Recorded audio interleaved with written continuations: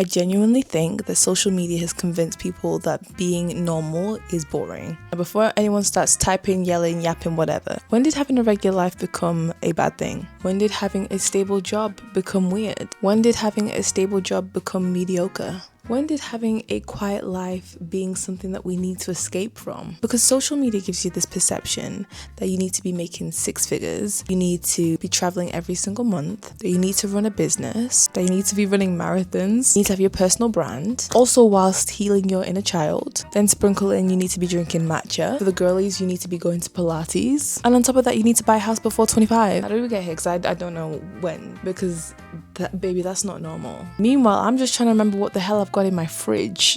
We've lost the idea of perspective. I think we're completely lost on what a successful life looks like because of what we see when we're scrolling and when we're on YouTube and when we're watching TV. Do you know how lucky you are to have a home which is safe, or food in the fridge at all, or a stable income that comes in every single month or every other month? That's a good life. But social media still makes you feel like you're behind when you're not actually behind, babe. I took 2 months off social media. I'm someone that suffers with anxiety, and social media can put you in a rut if you're not careful. I hate how social media sometimes makes you feel like your life needs to be extraordinary in order for it to be a good life. Most of my days are going to work, replying to emails, doing my laundry, paying my bills, cleaning the kitchen, going to the gym, sometimes on repeat. And that is a good life. I know for a fact that I'm lucky enough to have a job where a paycheck will hit my account every single month. But for some reason online, that is just not good enough. Your life doesn't have to be a movie montage. And the funniest part about all of this is that the things that you see on social media,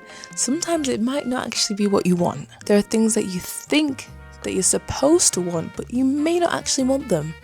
Let me break it down. Do you actually want to be an entrepreneur, or have you just watched 400 videos on how to become one? Let me tell you right now, being an entrepreneur or a business owner, I work in employment law and I work with many different CEOs, and I help them understand employment law so that they can treat their employees with respect.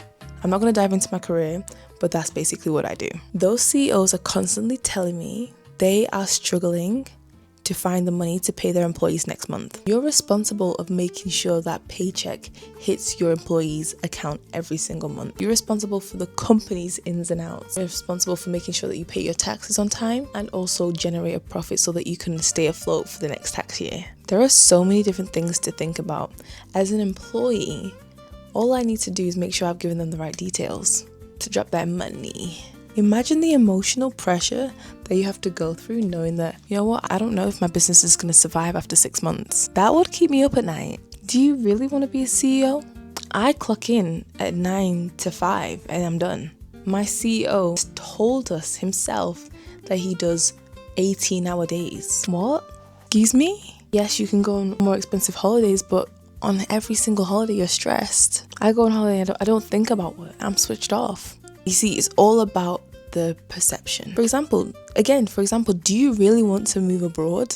Or do you like the aesthetic of moving abroad? The amount of risk that you open yourself up to? Listen, there is nothing wrong with having a life where you sleep peacefully. You don't need to live a life where you have to consistently seek validation from people online. Sometimes, in most cases, they're strangers. The true honesty is people online try to give off this perception that they are successful when really they're not happy. Many people are exhausted of trying to create this perception of a successful life when they're really not happy. Ordinary isn't failure. Ordinary is just our lives. Ordinary is where the joy meets our lives. Ordinary is where the joy of life lives. It's the beauty of creating Sunday traditions and seeing your friends when you can fit it into your schedule and sleeping on time. I want to tell you, those things, they ain't gonna go viral, babe. For seeing the same people that you love over and over again, that's gonna be more fulfilling than a video that's gonna make 1 million views. Your life doesn't have to be impressive. It just needs to be appreciated by yourself. Listen,